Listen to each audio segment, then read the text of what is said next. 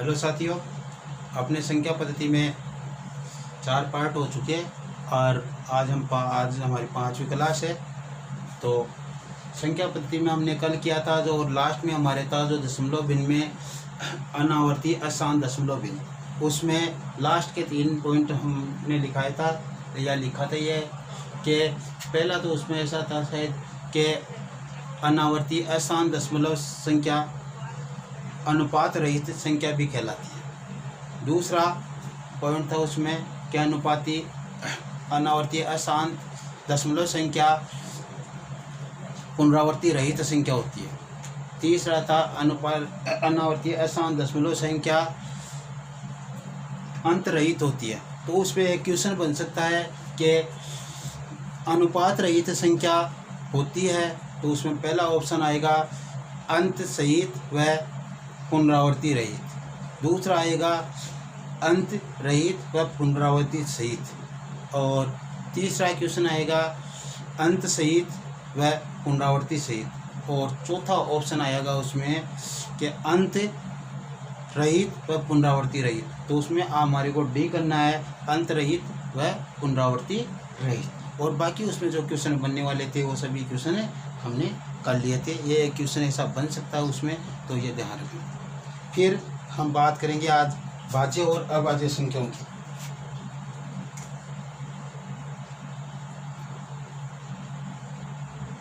भाज्य व अभाज्य संख्याओं की, इसके बारे में पहले हमें थोड़ा समझना होगा कि इसका आधार क्या है। आज हम ये क्लास इसके भाज्य और अभाज्य संख्याओं के आधार के रूप में लेते हैं। तो देखो, जैसे हमारे पास दो संख्या है, मानो 8 और 12 हमने दो संख्या ली है। 8 और 12 दो संख्या ली है। इस साइड में हमें ऐसी संख्याएं लेनी है जिनका इनमें भाग जाए। तो 8 में 1 का भाग जाता है, 2 का भाग जाता है, 8 में 4 का भाग जाता है और 8 में 8 का भी भाग जाता है। इन संख्याओं का इसमें भाग जाते हैं। फिर 12 के लिए भी ऐसा ही हम करते हैं। तो 12 में 1 का भाग जाता है, 2 का जाता है, 3 का जाता है, 4 का जाता है, 6 का जाता है और स्वयं 12 का जाता है। ये सभी इधर वाली संख्याएं हैं जो ऐसी संख्या है जिनका इस संख्या में भाग जाता है, इनका और इनका इस संख्या में जाता है। फिर इस साइड में लेते हैं जो इसका भाग उन संख्याओं में जाए। तो 8 में जाता है, 8 का भाग 16 में जाता है, 24 में जाता है, 32 में जाता है, 40 में जाता है, 48 में जाता है और 56 में जाता है। 12 में जाता है, 12 के लिए लेंगे तो 12 में जाता है, 24 में जाता है, 36 में जाता है, 48 में जाता है, 60 में जाता है, 72 में जाता है। इस प्रकार से आगे ये भाग चलता रहता है। यानी ये ऐसी संख्या है इधर वाली जिनमें 12 का भाग जाता है ये, और ये ऐसी संख्या है इधर वाली जिनका इन संख्याओं में भाग जाता है। गौर करना थोड़ा। अब हम ऐसी संख्याएं लेते हैं, देखो इन दोनों में कॉमन है, 1 कॉमन है दोनों में, 2 भी कॉमन है दोनों में, 4 भी दोनों में कॉमन है और 4 के बाद में कोई भी ऐसी संख्या नहीं है जो दोनों में कॉमन है। यानी एक ऐसी संख्या 4 है बड़ी से बड़ी जिसका भाग 8 में भी जाता है और 12 में भी जाता है। ये बड़ी से बड़ी संख्या है। ये बड़ी से बड़ी एक ऐसी संख्या है जिसका भाग 8 में भी जाएगा और 12 में भी जाएगा। ध्यान देने की बात है कि 8 बड़ी से बड़ी ऐसी संख्या है, इससे बड़ी कोई भी ऐसी संख्या नहीं है जो पूर्णतः 8 और 12 को विभाजित करे। 4 ही एक ऐसी संख्या है जो 8 और 12 को पूर्णतः विभाजित करती है। अब चलते हैं हम इस साइड में। इस साइड में देखो 8 दोनों में नहीं है, 12 नहीं है, 24 दोनों में है। तो यह छोटी से छोटी ऐसी संख्या है, यह छोटी से छोटी ऐसी संख्या है जिसमें 8 और 12 दोनों का भाग जाता है। ये तो ऐसी संख्या है जिसका भाग इन दोनों में जाता है, और ये छोटी से छोटी ऐसी संख्या है जिसमें इन दोनों का भाग जाता है। इसको हम बोलते हैं HCF, यानी महत्तम समा अपवर्तक, और इसको बोलते हैं हम LCM, यानी लघुत्तम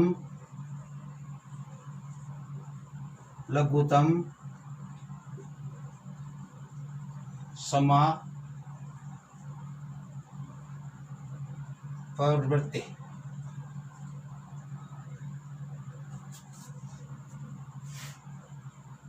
लघुत्तम समापवर्त्य।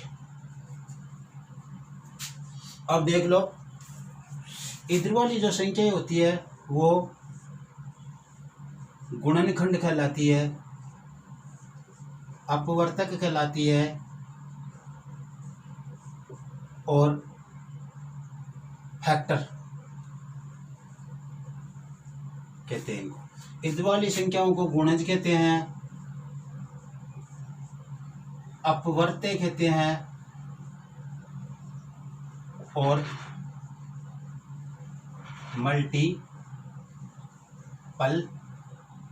कहते हैं। इधर तो ये गुणज के रूप में, इसके गुणा के रूप में, और इधर वाली संख्या ये है जो इसके गुणनखंड के रूप में, यानी इन संख्याओं का इनमें भाग जाता है और इन संख्याओं में इनका भाग जाता है, ऐसा है। और इन दोनों में कॉमन छोटी से छोटी एक ऐसी संख्या है जिसमें 8 और 12 दोनों का भाग जाता है, वो 24 ऐसी संख्या है, ये ध्यान रखना है। अब देखो, ध्यान दो, हम बात कर रहे हैं कि लसम से ये आगे काम आएगी, इसलिए देखो हम पहले मसे की बात करते हैं। इसका भाग इन दोनों में जाता है, तो हम 8 और 12 को लेकर चले, दोनों में भाग जाना चाहिए, ऐसी संख्या ये तो आनी चाहिए। 4 का भाग इन दोनों में जा रहा है, ये बड़ी से बड़ी ऐसी संख्या, तो हम जब तक ऐसी संख्या लेते जाएंगे जब तक उस संख्या का इन दोनों में भाग जाता जाएगा, बड़ी से बड़ी संख्या हमारे पास आ जाएगी। 2 का भाग जाएगा इसमें, तो 4 बार गया, 6 बार गया, फिर 2 का भाग 2 बार गया, 3 बार गया। अब कोई भी ऐसी संख्या नहीं है यहाँ पे रखें और वो इन दोनों को पूर्णतः विभाजित कर दे, यानी कि आप कहोगे एक का तो रखने से कोई मतलब नहीं है, एक के अलावा कोई भी संख्या ऐसी नहीं है जो इन दोनों को पूर्णतः विभाजित कर दे। इसका मतलब ये जो मान आया है यहाँ पे, इसको आप गुना करके लिखोगे, 2 गुणा 2 बराबर 4, ये आपका क्या है, HCF है, जो हमने यहाँ पे इसको मैन आधार से समझाया है कि ये में से ऐसे आता है, ये में से। अब एलसीएम की बात करें, एलसीएम ऐसी संख्या है जिसमें इन दोनों संख्याओं का भाग जाता है, जो संख्या दी गई होती है उनका भाग जाता है। इसका मतलब ऐसी संख्या है जो इन दोनों संख्याओं को विभाजित करती है, जो इनको भी करेगी, तो 2 भी इनको विभाजित करती है, फिर 2 इनको विभाजित करती है, फिर उपसे 2 विभाजित करती है, और फिर से 3 विभाजित करती है। यहाँ तक जब तक 1 नहीं आता तब तक नहीं छोड़ते हैं, मैं 10 से निकालते तो इसको गुणा करेंगे हम, 2 दूनी 4, 4 दूनी 6, और 2 दूनी 4, 4 दूनी 8, और 8 दिए 12, 2 दूनी 4, 4 दूनी 8, और 8 दिए 24, यानी इसका 24 हमारे पास जो आया है, क्या आया है, LCM आया है, लघुत्तम समापवर्त्य हमारे पास प्राप्त हुआ है LCM इसका। समझ गए किस प्रकार से निकालना है। ये थ्योरी हमें आगे लगानी है, हम आगे जो बात कर रहे हैं उन चीज़ों में ये थ्योरी लगनी है, इसलिए हम पहले ये कंफर्म करें इस तरीके से, और बाकी इस चीज़ को हम जैसे लसम ऐसे चलेगा उस समय ये पूरी चीज़ पूरे विस्तार पूर्वक बताई जाएगी। लेकिन इस समय हमारे को इतना ही ध्यान रखना है कि गुणनखंड में बड़े से बड़ा गुणनखंड जितनी संख्याओं का है, जो बड़े से बड़ा गुणनखंड है जो सभी संख्याओं को विभाजित करें। यहाँ पे 2 संख्या है तो ये 4 ऐसा बड़ा से बड़ा गुणनखंड है जो इन दोनों को पूर्णतः विभाजित करता है। यहाँ पे इधर छोटी से छोटी वो संख्या जिसको ये दी गई संख्या ये पूर्णतः विभाजित करती है। तो इस 24 से पहले कोई भी ऐसी संख्या नहीं है जो 12 और 8 से पूर्णतः विभाजित हो। देख लो, कोई भी संख्या नहीं है। यहाँ पे 8 तो 8 से होगी, 12 से नहीं होगी। यहाँ पे 16 है तो 8 से होगी, 12 से नहीं होगी। यहाँ पे 12 है तो 12 से होगी, 8 से नहीं होगी। लेकिन 24 दोनों में एक ऐसी संख्या है छोटी से छोटी जो 8 और 12 दोनों से विभाजित होती है। ये एलसीएम और एचसीएफ निकालने का हमने तरीका दिखा। यहाँ पे काम आएगा ये, हम ऐसे नहीं आ भाई ऐसे टाइम निकाल रहे हैं वो बात नहीं है। तो चलो अब आगे हम बात करते हैं। अब आते हैं हम भाज्य और अभाज्य की बात करते हैं। भाज्य और अभाज्य के बारे में बातें करते हैं। तो उसके लिए हमें लिखो 1 2 3 4 5 6 7 और 8। यहाँ तक हमने गिनती लिख ली। यहाँ तक आप आगे लिखना चाहो तो आगे भी लिख लेना। अब हम क्या करते हैं, इनके टुकड़े करते हैं, यानी गुणनखंड करते हैं। 1 का गुणनखंड 1 है और फिर लिखोगे तो 1 ही होगा, तो 1 का गुणनखंड 1 है। फिर 2 का गुणनखंड 1 है और 2 है। 3 का गुणनखंड 1 है और 3 है। 4 का गुणनखंड 1 है, 2 है और 4 है। 5 का गुणनखंड 1 है और 5 है। 6 का गुणनखंड 1 2 3 और 6। 7 का गुणनखंड 1 है, 2 है और 8 का गुणनखंड 7 का गुणनखंड 1 और 7 है। 8 का गुणनखंड 1 है, 2 है, 3 है, 4 है और 8। ये गुणनखंड हो गए इनके। अब इन पे गौर करो आप कि जो अभाज्य संख्याएं होती है ना, अभाज्य संख्याएं वो ऐसी संख्याएं होती है जिनमें केवल 1 और स्वयं का ही भाग जाता है। 1 और स्वयं का ही भाग जाता है, वो अभाज्य संख्याएं कहलाती है। यानी उनके 2 ही गुणनखंड होते हैं। ऐसी संख्याएं जिनके केवल मात्र 2 गुणनखंड हो, एक तो 1 और एक स्वयं, ऐसी संख्या को हम क्या कहते हैं, अभाज्य संख्या कहते हैं। तो चलो ठीक है, हम इस पे अप्लाई करते हैं इन संख्याओं पर। 1 का 1 गुणनखंड है जो स्वयं ही है, यहाँ पे 2 गुणनखंड नहीं हो पा रहे हैं, इसलिए इसको छोड़ो, ये क्या नहीं है, आपकी अभाज्य संख्या नहीं है। अब बात करते हैं, इसके गुणनखंड 2 है, इसके गुणनखंड 2 है और इसके गुणनखंड 2 है और इसके गुणनखंड भी 2 है। देखो 1 और 2, 2 तो स्वयं है। 1 और 3, 3 स्वयं है। 1 और 5, 5 क्या है, स्वयं है। 1 और 7, 7 क्या है, स्वयं वह संख्या ही है। ठीक है, अब गौर करो इस पर, क्या ये कह रहा है ऐसी संख्या जिसके केवल मात्र 2 ही गुणनखंड हो, एक तो 1 और एक स्वयं, तब भी होंगे तो, वरना तो ज़्यादा हो जाएंगे और कोई बीच में आएगा तो ऐसी संख्या को अभाज्य संख्या कहते हैं। तो यहाँ पे देखो 2 के, तो पहली अभाज्य संख्या 2 है, पहली अभाज्य संख्या 2 है। यहाँ पे भी इसके 2 ही है, दूसरी अभाज्य संख्या 3 है। फिर 4 नहीं है, तीसरी अभाज्य संख्या 5 है और चौथी अभाज्य संख्या 7 है। और 5वीं अभाज्य संख्या आगे आप जाओगे तो आपको 11 मिलेगी। क्यों, 9 के गुणनखंड होते हैं, 10 के भी गुणनखंड होते हैं स्वयं और 1 के अलावा, इसलिए वहाँ पे आपको 11 मिलेगी। चलो यहाँ तक ये हमारे गौर करो एक मिनट। तो ये हमारे पास यहाँ तक हम आ गए। अब देखो ये अभाज्य संख्या, ये एक ऐसी अभाज्य संख्या है जो क्या है, मात्र सम है। अभाज्य संख्याओं में 2 ही एक ऐसी अभाज्य संख्या है जो सम है। तो ऐसा कई बार क्वेश्चन होता है कि ऐसी कौन सी अभाज्य, एकमात्र सम अभाज्य संख्या कौन सी है, एकमात्र सम अभाज्य संख्या कौन सी है, तो आप लिखोगे 2 ही एकमात्र सम अभाज्य संख्या है। इसके अलावा कोई भी अभाज्य संख्याओं में सम संख्या नहीं है। जैसे 3, 5, 7, 11, 17, 13, 19, 23, इनमें कोई भी आगे सम नहीं आएगी। ये 2 ही एक ऐसी मात्र अभाज्य संख्या है जो सम है, बस ये ध्यान रखना है। फिर इसकी बात हो गई। भाज्य संख्याओं की बात करेंगे तो भाज्य संख्याओं में वे संख्याएं होती है जिनका गुणनखंड 1 होता है और स्वयं होता है, यह तो होगा ही होगा, उसके अलावा अन्य भी कोई गुणनखंड हो, ऐसी संख्याओं को भाज्य संख्याएं कहते हैं। अर्थात वे संख्याएं जिनमें एक और स्वयं के अलावा अन्य किसी संख्या का भी भाग जाता है तो वे भाज्य संख्याएं कहलाती है। जैसे हमारी यहाँ पे 4 में 1 और 4 के स्वयं के अलावा 2 का भी भाग जा रहा है। 6 में 1 और स्वयं 6 के अलावा 2 और 3 का भी भाग जा रहा है। 8 में 1 और स्वयं 8 के अलावा 2 का, 3 का और 4 का भी भाग जा रहा है। तो ये क्या हो गई? भाज्य संख्या हो गई। ये क्या हो गई?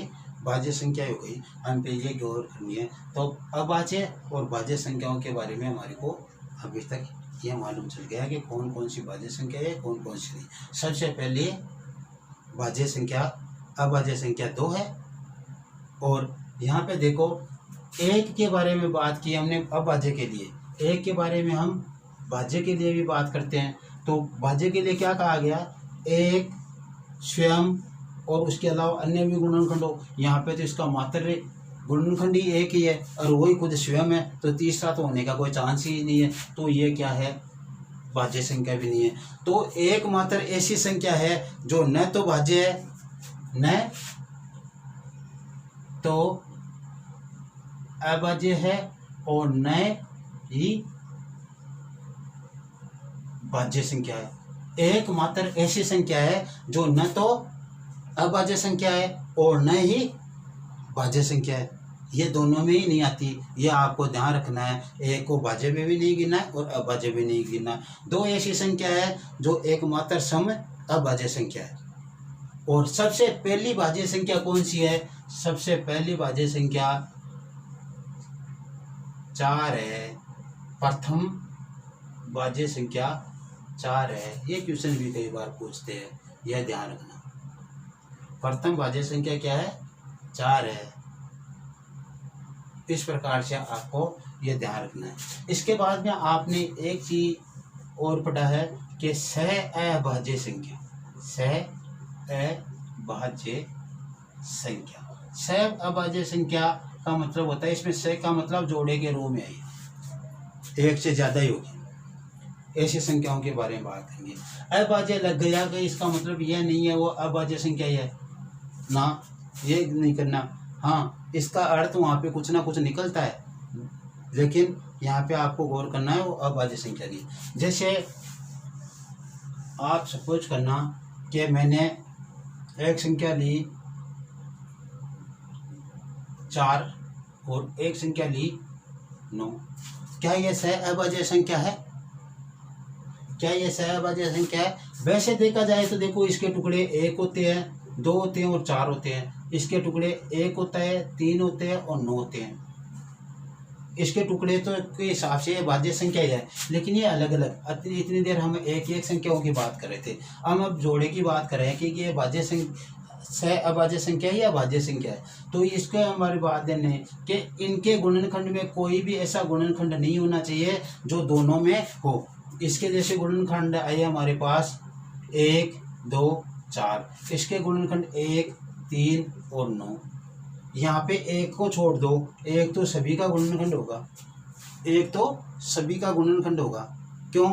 जहाँ पे दोनों संख्याएं हम ऐसे निकालते हैं, दोनों संख्याएं जैसे मान लो हमने 2 और 3 ले लिया, 2 और 3 का हम ऐसे निकालेंगे तो ऐसी कोई संख्या है नहीं इन दोनों में भाग जाए।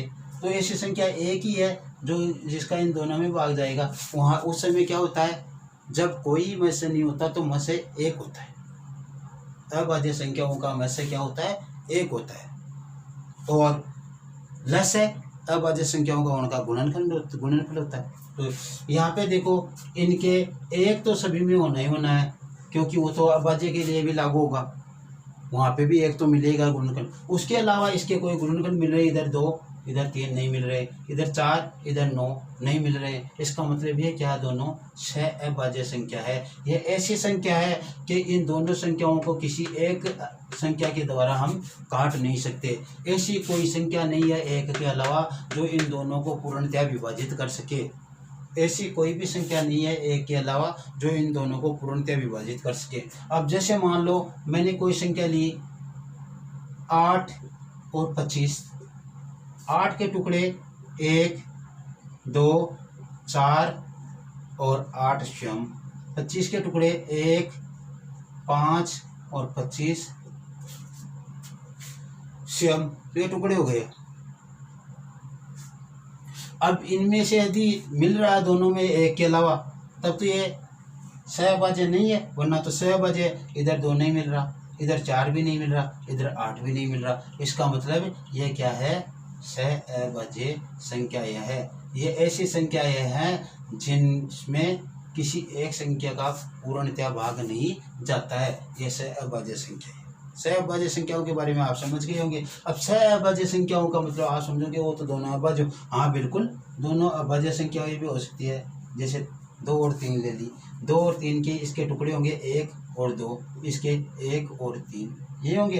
तो इधर 1 को छोड़ दो, इसका टुकड़ा 2 है, इसका 3 है। कहाँ मिल रहे हैं दोनों के गुणनखंड? नहीं मिल रहे। सहभाज्य आपने मान लो 5 और 11 ले लिया, तो इसके टुकड़े तो 1 और 5 हो गए और इसके टुकड़े 1 और 11 हो गए।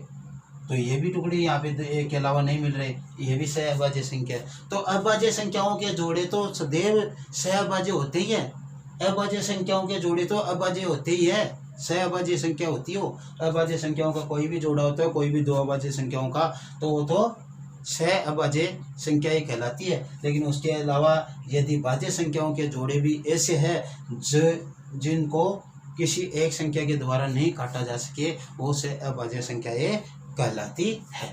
यह ध्यान रखना।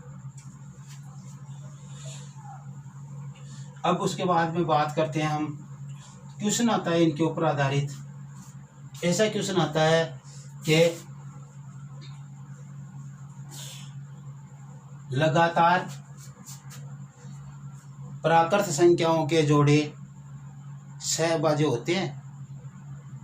लगातार प्राकृत संख्याओं के जोड़े सहभाज्य होते हैं क्या? देखिए पहली प्राकृत संख्या 1, दूसरी 2, दूसरी 2, तीसरी 3, तीसरी 3, चौथी 4, चौथी 4, पांचवी 5 और पांचवी 5 और छठी 6। यहाँ तक ही मालूम चल जाएगा हमारे को, आगे जाने की आवश्यकता ही नहीं है। देखिए ऐसी कोई संख्या है क्या एक के अलावा जो इन दोनों को काट सके?